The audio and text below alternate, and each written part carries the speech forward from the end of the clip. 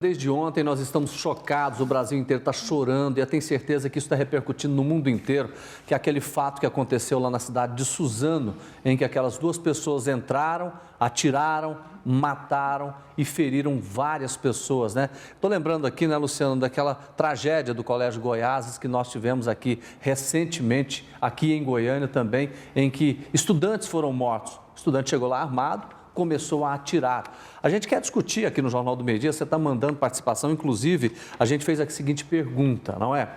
O deputado, aliás, o senador Major Olímpio disse o seguinte lá, que se pessoas estivessem armadas lá dentro, poderia talvez ter reduzido a intensidade dessa tragédia. Será que esse é o caminho? É importante a gente colocar para você, telespectador, pensar nisso, porque nós estamos pensando, trouxemos pessoas contra e a favor, não é, Luciano? Inclusive, a gente tem uma reportagem exclusiva desse detalhe também, não é porque isso? justamente diante dessa comoção de Suzano em São Paulo, nós fomos atrás de mais informações sobre as investigações daquele atentado que nós tivemos também aqui no Colégio Goiás, na capital. E tivemos acesso com exclusividade a fatos inéditos dessa investigação. Você confere agora os detalhes com a repórter Rosane Ferraz. Os detalhes a serem divulgados a partir de agora são exclusivos. Colégio Goiás, Goiânia, 1 ano e 5 meses após o ataque que deixou 2 mortos e 3 feridos. O jornalismo da TV Serra Dourada tem acesso com exclusividade a partes da investigação sobre o caso. O relatório final da Polícia Civil revela que a intenção inicial do aluno atirador seria atingir toda a família de um dos mortos, João Pedro Calembo. Na investigação, policiais declararam ter encontrado na mochila do menor atirador uma folha da agenda de João Pedro, arrancada em sala com o endereço dos pais de João Pedro Calembo. Só que o ataque ocorreu na sala de aula onde estavam 30 pessoas. Não houve tempo para reação. Outro detalhe é que o primeiro tiro foi disparado com a arma ainda na mochila, por acidente. Ao todo, foram 12 disparos na sala. Um tiro para baixo dentro da mochila, 2 tiros contra João Pedro na boca e no braço, outros 7 tiros atingindo mortalmente João Vitor e os demais alunos. A investigação comprovou ainda que a pistola foi recarregada. Outra informação comprovada foi a de que o menor poupou a coordenadora da morte. No relatório policial consta que ele atirou para trás, para que a coordenadora se afastasse. Por outro lado, a polícia não teve dúvida que o atirador estava tomado por ódio e raiva. Atirou a queima-roupa contra os colegas mortos por ele. Apreço à violência? Nos documentos exclusivos, consta que na mochila do adolescente foram encontrados desenhos de conteúdos violentos ligados a movimentos extremistas como o nazismo. Uma imagem da cruz suástica foi encontrada na parede do quarto dele, símbolo de uma memória triste marcada por atrocidades. Livros com conteúdos de revolta. Na mochila de João Pedro, um dos mortos, estavam conteúdos em defesa do cristianismo, judaísmo e das minorias sexuais. Meu filho era cristão, né? Um filho ativo, ele sempre teve cuidado com as minorias. Sempre foi um filho atencioso, estudioso. Na investigação constam relatos de que em uma escola onde o atirador tinha estudado anteriormente, os professores já haviam documentado o comportamento agressivo e a dificuldade de socialização. Aqui, a direção alerta que o aluno gostava de desenhar armas, facas e caixões. O relatório final sugeriu que o menor já trazia desde a infância traços marcantes de personalidade, voltada para práticas violentas e agressivas e para massacres. Admiração por memória sanguinária, fascista e cruel. Esses pontos fizeram o delegado responsável pela investigação concluir que a alegação de bullying teria sido um simples pretexto do atirador para que esse ímpeto de morte, segundo o delegado, se deflagrasse em sua alma para colocar fim à vida daqueles que, na imaginação desse adolescente, pudessem ser responsáveis pela infelicidade dele. No material que a TV Serra Dourada teve acesso com exclusividade, a mãe do atirador, uma policial militar, disse que nunca precisou repreender o filho e também que nunca tinha tido nenhuma reclamação da escola em relação ao mau comportamento dele. Só que provas que constam na investigação mostram o contrário, que em maio de 2012, a direção da escola onde aconteceu a tragédia solicitou avaliação neuropsicológica do menor, que, segundo a direção, estava inquieto, disperso e com comportamentos agressivos. No inquérito policial também foi anexado um aviso da direção da escola onde ele estudou anteriormente, isso em 2011. Um aviso dos diretores, emitido em 29 de abril de 2011, solicitava uma avaliação psicológica do aluno por mau comportamento. São provas documentais que geram questionamentos. Será que esse menor teve a ajuda que precisava? E o acompanhamento psicológico poderia ter evitado a tragédia? O fato registrado em Goiás reacende as discussões após a tragédia em Suzano. Em São Paulo, tudo foi registrado por câmeras da escola. Os alunos estão no pátio. O assassino entra de cara limpa usando boné, mochila e dá início à matança. São cenas chocantes. O atirador dispara para todos os lados, abandona a mochila e tira o blusão. O segundo assassino entra correndo e dá início a uma sequência de cenas selvagens e macabras, usando um machado pequeno.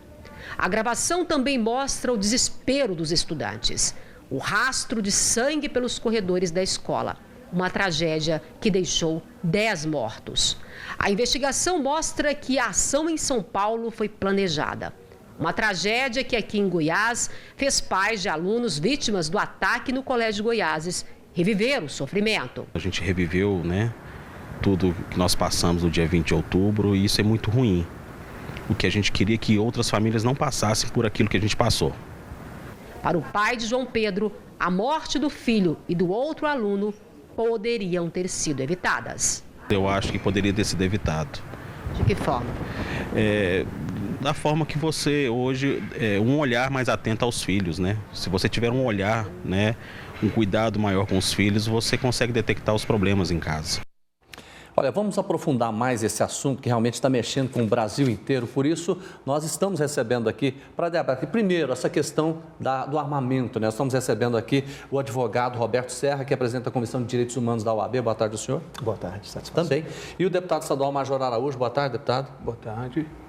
E também nós estamos recebendo a Cristine Ramos Rocha, psicóloga e conselheira regional de psicologia. Boa tarde a você. Boa tarde. Vamos começar primeiro sobre o comportamento dessas duas pessoas. Vamos começar lá em São Paulo. Na opinião da senhora, o que passou na cabeça dessas duas pessoas para chegar num ato tão violento como esse?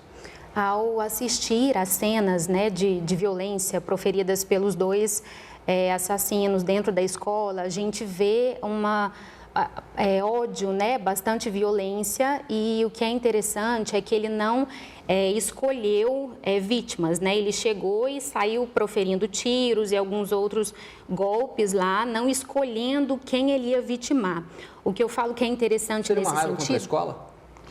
Talvez sim, Pode ser, a gente não sabe o que motivou, mas pode ser o local onde aconteceu algum tipo de trauma, onde fez com que estartasse alguma situação, que o deixou angustiado. Talvez o fato de não ter sido valorizado dentro dessa unidade escolar e voltar para vingar alguma coisa? Pode ser, mas assim, é comum que a gente tente buscar causas únicas, Mas nunca é um fato isolado, O comportamento de alguém, talvez uma dificuldade da família especificamente, ou algum maltrato, que ele possa ter sofrido lá. É importante a gente ressaltar que não é focal, A violência, ela é multifatorial, então vários fatores podem ter motivado. Se você fosse diretora de uma escola como essa, você faria o quê para evitar esse tipo de coisa?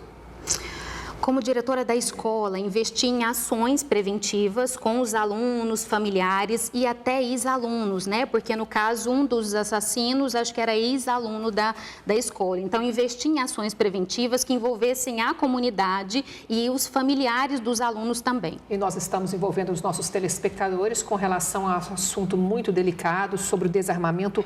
Há quem defenda que se tivessem pessoas armadas ali, uma tragédia não teria acontecido. Major Araújo, o senhor concorda com isso? Concordo plenamente. Tanto que algumas escolas estão buscando o vigilante armado. E onde o vigilante armado está, um elemento desse, passando por um filtro, não teria entrado. Ou o senhor defende, por exemplo, que a comunidade escolar estaria? Eu defendo o professor... que a pessoa que quiser se defender, o Estado não faz a defesa. Eu concordo com a doutora, quando ela diz que são multifatorial, são uma série de fatores, mas a verdade é que o Estado não tem cumprido com sua função e cabe ao cidadão se defender. Como que nós vamos nos defender de um elemento? Vale ressaltar que está com uma arma ilegal raspada, e eu preciso chamar a atenção aqui para casos semelhantes a esse, que em 99% dos casos, não é o caso do Colégio Goiás aqui, a pessoa que perpetra essa ação, ela está com arma ilegal, raspada, roubada, enfim, aquele que tem o porte de arma, que está habilitado para se defender, e nós temos vários exemplos. Esses dias, há poucos dias atrás, uma policial militar saindo da academia, ao ser assaltada, ela se defendeu e conseguiu. Ela é preparada para isso, né? Exatamente. Mas todo mundo que tem porte de arma é preparado para lidar com armas. Eu defendo o porte. Eu não defendo que armas sejam vendidas para qualquer pessoa. Eu defendo o porte, o registro. Doutor Roberto, o senhor concorda com isso? Com todo respeito ao major, eu discordo dele, concordo com a doutora psicóloga aqui que falou anteriormente. Isso que aconteceu não é necessariamente um problema de polícia na minha ótica. É um problema sociológico, é um problema psicológico, vai muito mais além de armar ou desarmar a sociedade. Se nós percebermos, nesse caso de Goiás, se percebermos, Suzano, Goiás, por exemplo, na escola, no colégio, a arma era legal. Um menor utilizou de uma arma legal, de pais que eram policiais. No caso de Suzano, a arma era ilegal, mas não foi só a arma utilizada no evento, foi um arco e flecha. Foi um machado. Quer dizer, não é questão necessariamente de armar. E se tivesse alguém ali que não fosse da força policial, que não fosse do Estado armado, a tragédia teria sido pior. Então, a discussão dessa tragédia toda que nos abate nesse momento vai muito mais além do que armar ou desarmar a sociedade. Mas qual o cenário que o senhor consegue visualizar caso, por exemplo, funcionários estivessem armados naquele momento? Veja que a escola, nesse caso Suzano, buscou condições mínimas de segurança, com filmagens, ainda que houvessem seguranças armados, como propôs o major, ainda que houvesse um aparato de segurança, quando se quer romper essa segurança, se rompe. Não adianta nós tentarmos tapar esse sol com a peneira. Pois é. O Estado, e aqui também foi dito pelo major, o Estado ele é omisso. Mas é mais difícil, né, doutor? Não, claro, com toda certeza. Porque a gente quer, claro, ninguém vai resolver todos os problemas, mas vai dificultar bastante. Pois é, o que me preocupa é exatamente como é que seria um cenário que a Luciana colocou bem.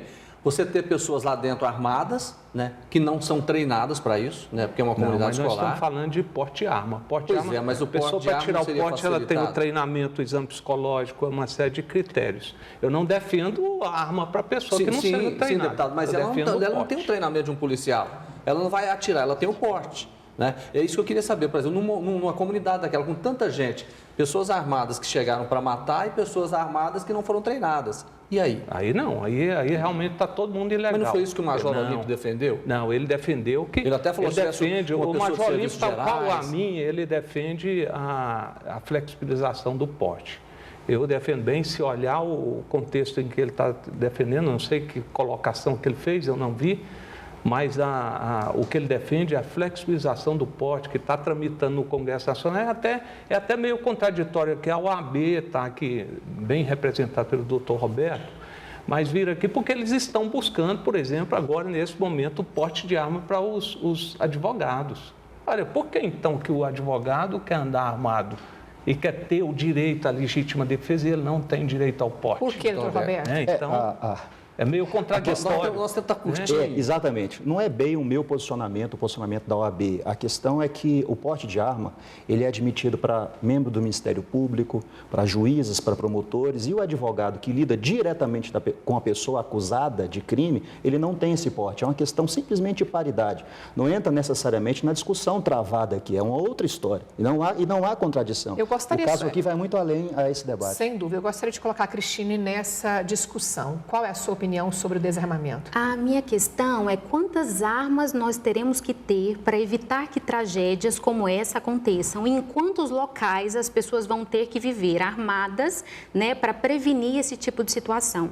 Uma questão que a psicanálise nos traz é a questão do acting out, a passagem ao ato, né? A passagem ao ato geralmente acontece em momentos de angústia, né? E esses momentos, eles podem ser percebidos pelos familiares, pelas pessoas próximas, a partir de ambiência emocional. E é isso que a gente tem que observar. As pessoas próximas a nós, na escola, os amigos, os familiares, podem ter essa ambiência emocional capaz de permitir a proximidade necessária para que essas situações sejam percebidas. Tá certo. Você que está em casa percebeu.